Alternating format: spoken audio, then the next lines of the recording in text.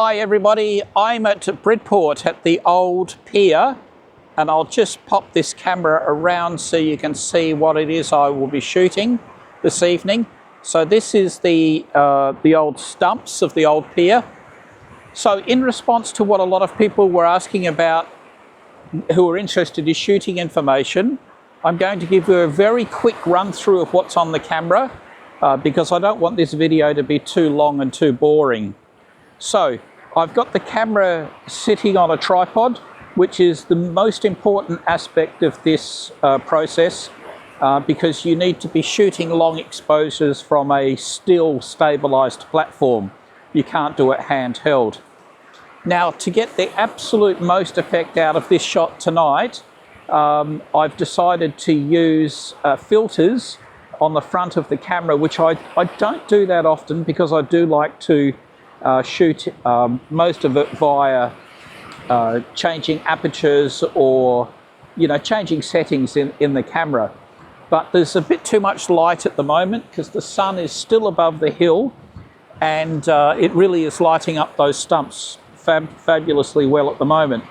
So I don't endorse any of this equipment, as in, sorry, I'm not paid to endorse this equipment. So I use Nissi square filters, which are really nice glass, but there's quite a few filters that you can purchase for not a whole lot. What I would suggest though is don't get sucked in by buying big packs of them or ones that you might only use every now and again.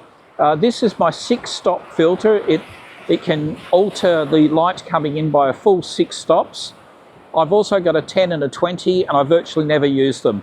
The 6-stopper is by far and away my favourite. That's the sweet spot. And I've also got a 3-stop, but I tend to use a 6.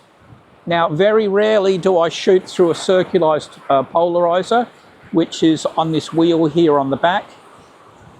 And I can move that around, and what that does is it cuts down the reflection off the water, and for this type of shot it gives it a far more pleasing look.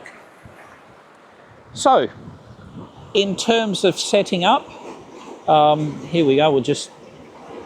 So what I've done is as a perspective, I've gotten down really low, which makes the stumps look even more bigger and imposing. And at the moment, you can just see this fabulous golden light. So whilst I'm talking, I'm just going to take a photo. So my settings are f22, and it's at an ISO of 64, and that equated to 16 seconds of timed value or shutter speed, which will make all of these waves look very milky. So here we go, let's have a look, and that is quite nice, I have to say, and very sharp. So that is quite good. I'm really happy with that. Now with the tide coming right in, you can see it's almost hitting the tripod because the tide is starting to rise. I will be looking for a sunset shot just so I can get a different colour in the sky, but I will have to change my position somewhat because I'm a little bit too close to the water.